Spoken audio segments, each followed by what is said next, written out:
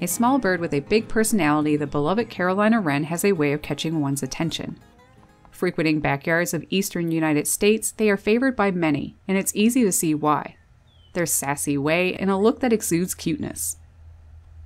Nearly always actively searching for food due to a high metabolic rate, it can be hard to catch a glimpse of this often shy-natured character, but when seen, it's sure to spark your interest. Measuring just 4.5 to 5.5 inches and weighing up to 0.8 ounces, the Carolina Wren is larger than most other wren species. They are small yet chubby, with a slender down-curved bill that gives these rascals an adorable grumpy bird look, something that is shared with other wrens, as is the next feature that adds to their charm. A tail which is often held sticking up. These two attributes combined are reminiscent of a teapot.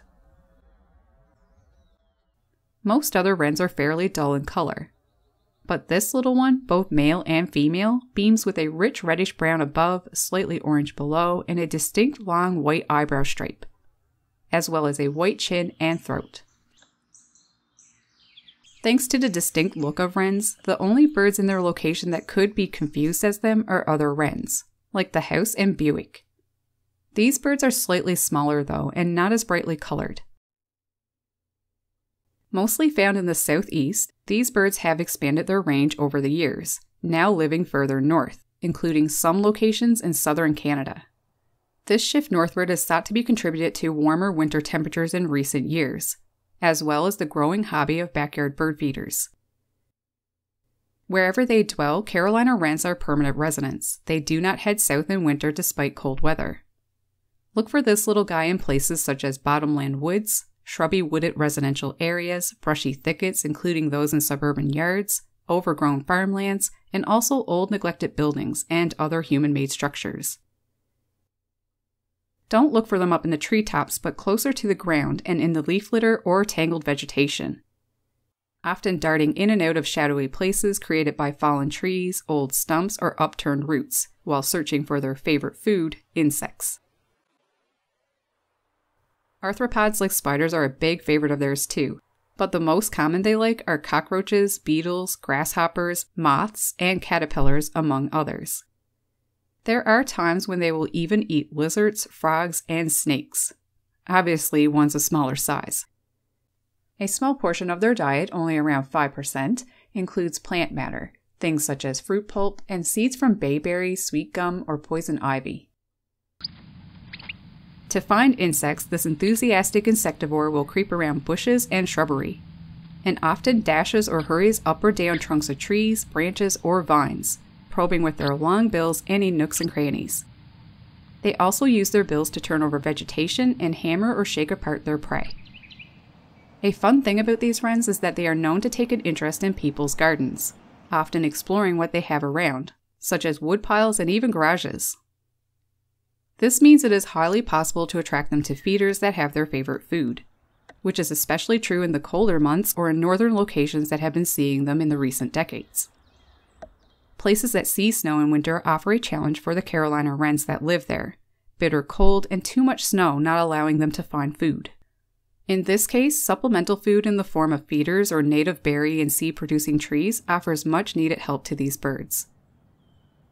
It has been shown that Carolina Wrens without access to supplemental food in very cold northern locations are known to struggle, with populations decreasing a lot after severe winters. From what I read though, they are known to recover very quickly from this.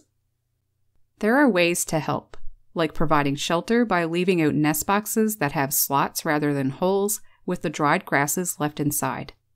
More importantly, using feeders like platform, large tube feeder, small or large hopper, and even the ground with the food they enjoy such as suet, peanut hearts, hulled sunflower seeds, and mealworms will be a great benefit saving its life, and also giving backyard birdwatchers a wonderful experience. Who knows, you may even get to hear its sweet chirps.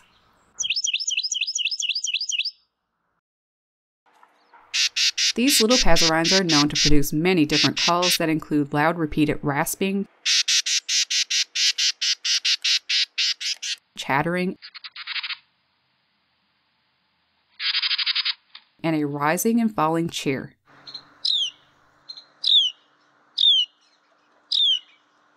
More commonly, though, it is the tea kettle, tea kettle, tea kettle song that is often heard. A rolling song that seems to permeate every patch of woods in the eastern United States during spring. It is only the male Carolina Wren who sings, with his loud and clear twittering being made up of a series of many rapid whistled notes which are repeated a few times.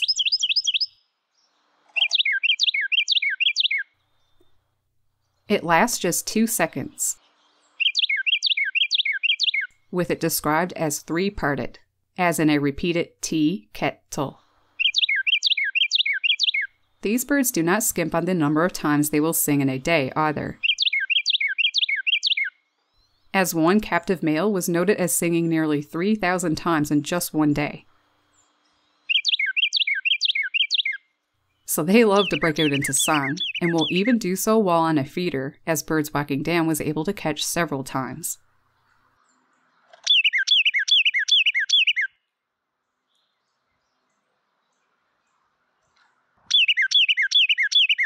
Males have a repertoire of up to a few dozen different song variations, often sticking with one version, singing it about 15 times before changing to another tune.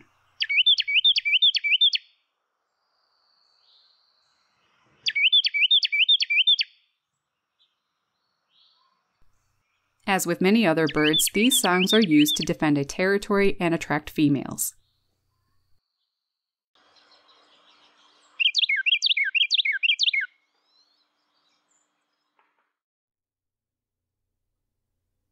Interestingly, a pair bond between a male and female may form at any time of the year, and once it's established, it lasts for life. The pair stay on their territory together year-round, moving with one another as they search for food and move around their area. In spring, as with many other birds, the pair gets busy with nesting, choosing open cavities that are around 3 to 6 feet off of the ground in trees, overhangs, and stumps. One thing about these guys is that in residential areas they are known to make use of all kinds of human-made things to build a nest in, such as mailboxes, the cover to a propane tank, flower pots. They will even nest in old coat pockets and boots. They will also use natural things, like abandoned hornet nests or old nests from other birds. Since they aren't picky, it is easy to have a pair use a nest box. The pair build the nest together, and many nests may be made before they settle on one. Usually one of them will gather nesting material while the other stays back at the site. When building their first nest, it can take a week or more to complete.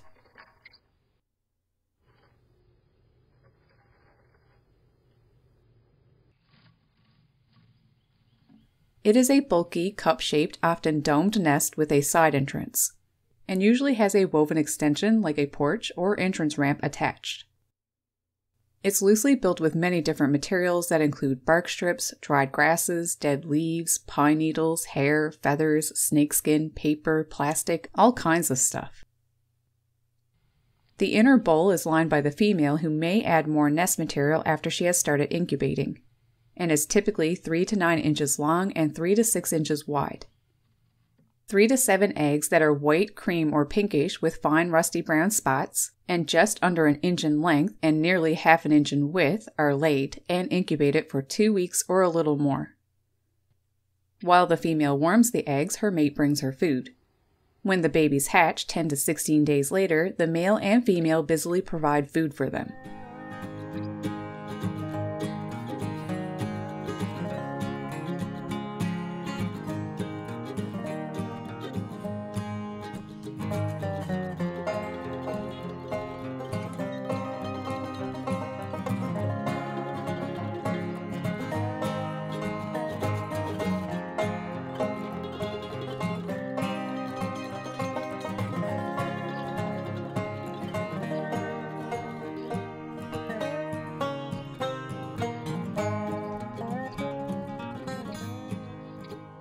After nestlings have fledged, you may see family groups feeding together. If you've been a good steward to them, you could see the family hanging around together on your feeder. How adorable!